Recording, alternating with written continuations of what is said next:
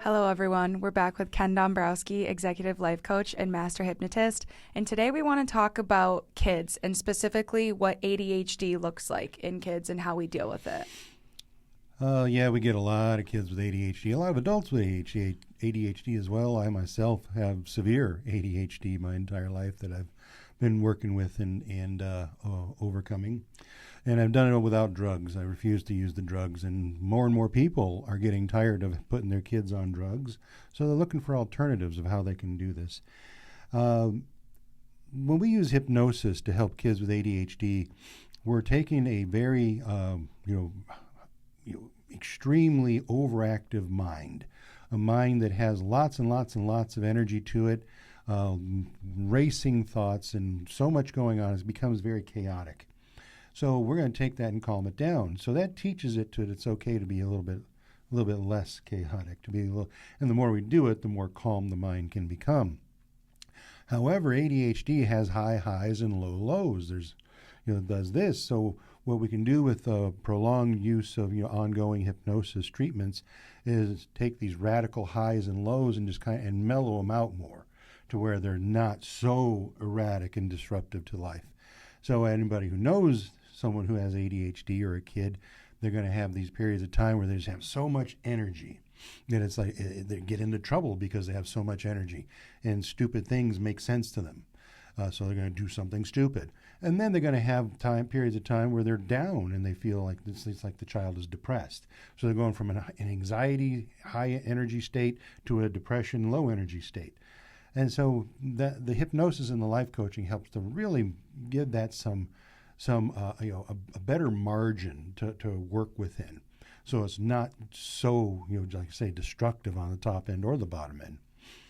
I think for sure I have been realizing a lot more recently, because I don't have ADHD, just how much ADHD can lead to other serious things, kind of like you touched on, anxiety and depression. Because to me, ADHD just meant your brain can focus. Like that's all it meant to me, because that's how it's dumbed down often. Mm-hmm. But I've noticed more lately with the clients that we have and just the conversations that we've been having, that it really does lead to it can lead to diagnoses of anxiety and depression. Yeah, that's very common. I mean, you have a hard time ever talking to someone who has ADHD who doesn't have both of those, anxiety and depression, and they're volleying back and forth between the two. And sometimes they're going to experience both at the same time, which is another treat from ADHD. So when we look at how that works, and we look at how the hypnosis calms it down, it's never going to go away. That's the thing we want to make sure we're aware of. There's no cure for this. And I do ongoing copious amounts of research that there is just no cure for ADHD, for bipolar, for all these things that people are suffering from. What there are treatment options. You can do drug treatment. You can get a pharmacy, a doctor pharmacy prescribed medication. Which some people choose that, and some people, they might be okay with it. Other people, absolutely not. Might do talk therapy or CBT therapy or different types of treatment therapy. Or you might try hypnosis and life coaching treatment, type therapy. It's going to be really what matters, what works for the individual. That's what you're really looking for. Or a blend, because I feel like by the time people get to us, even kids lately, we look at the medications they're taking, and they definitely are on medications, because it's usually the first stop. Mm-hmm. And we obviously don't recommend people to get off of their medications. That's not our place. Right. So we work alongside that really well as well. Mm-hmm.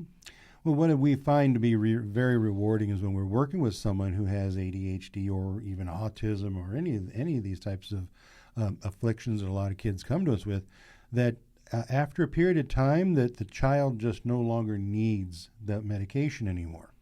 So their behavior is balanced out, and so they can start slowly weaning out and removing those medications, and the child thrives then. So that's how we really know that we've done something right.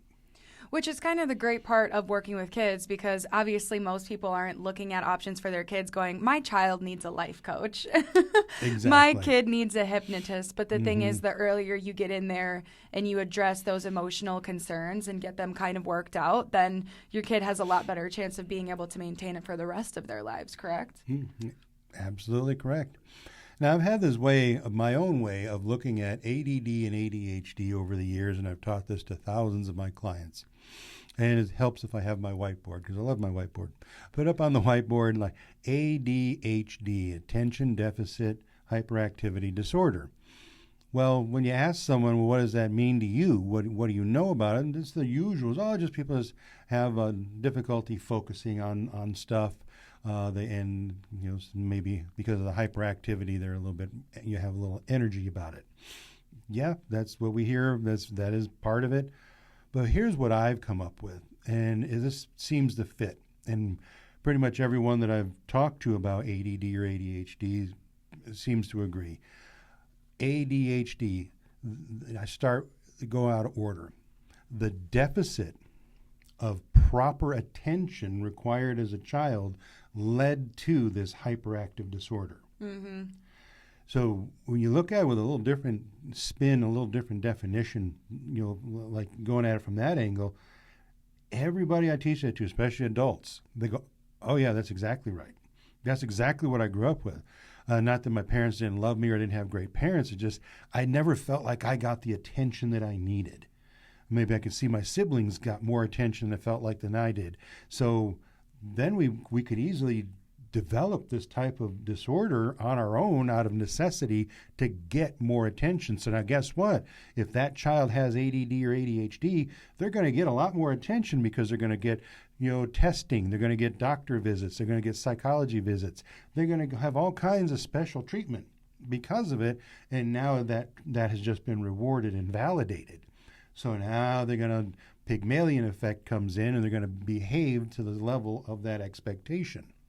So there's a lot that goes on there, and some people might have some pushback and say that just sounds crazy, but that's, like I say, me with my thousands of clients that I've worked with, me personally having ADHD and people I've worked with, that's what I've come up with, and it really does seem to fit. Well, and I think also to that point is I don't think there's any reason for people to really get mad at that definition, especially parents, because it doesn't, like you said, it doesn't necessarily mean you're doing anything wrong. It doesn't mean you're doing it on purpose. It's just human nature and the way that somebody responds. So it's not like there's any fault, any blame. It's just how that specific child or now adult felt in that moment. You can't really control the way people react to things like that whatsoever. So I think that's also a very important thing. Like, parents tend to beat themselves up or blame themselves a lot for these things, and it's just you can't help the way people react all the time. No, definitely can't. It's a really great point. Yeah. All right. Well, thank you so much for all of that information, Ken. My pleasure. If you would like to learn more about ADHD and how we work with children, visit our website. Thank you.